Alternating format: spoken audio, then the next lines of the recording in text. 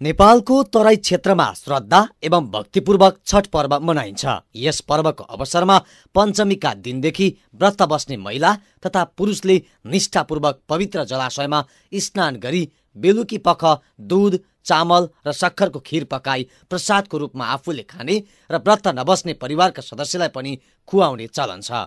परम्परा अनुसार छठका दिन साँझ अस्ताउँदो सूर्यलाई जलाशयमा उभिएर पूजासहित अर्घ दिएपछि रातभर नदी तथा तलाउ किनारमा भजन कीर्तन गर्दै भोलिपल्ट सप्तमीका दिन बिहान उदाउँदो सूर्यलाई पुनः अर्घ दिई पूजा विसर्जन गरिन्छ।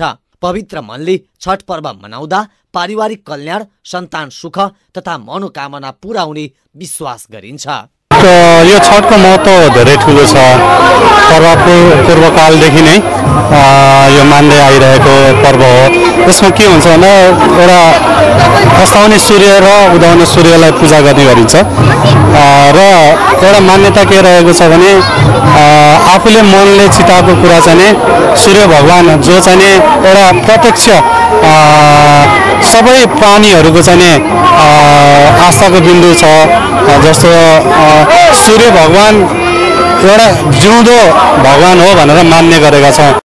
4 दिनसम्म मनाइने छठमा अस्ताउँदै गरेको सूर्यलाई ठेकुवा, भुसवा, केरा, नरिवल, अदुवा, फलफुल, मिठाई सहितका प्रसाद अर्पण गरिन्छ भने भोलिपल्ट बिहान उदाउँदै गरेको सूर्यदेवलाई प्रसाद अर्घ अर्पण गरी छठ पर्व समापन गरिन्छ।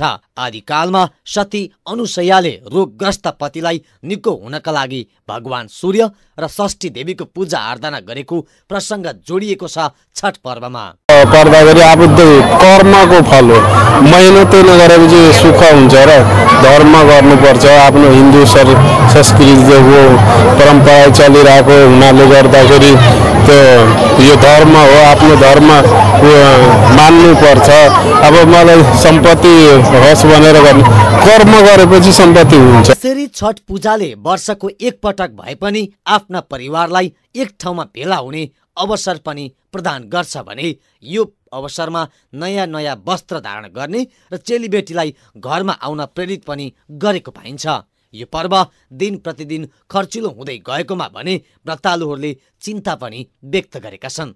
तसर्थ अहिलेको अवस्थामा अनावश्यक तडक भडक नगरी चाहिने जति खर्च गरेर ऋणभार हुन नदिनेतर्फ सम्बन्धित सबैले सतर्क हुनै पर्ने देखिन्छ। dcnepal.com का लागि अनिल ढकाल, चितवन।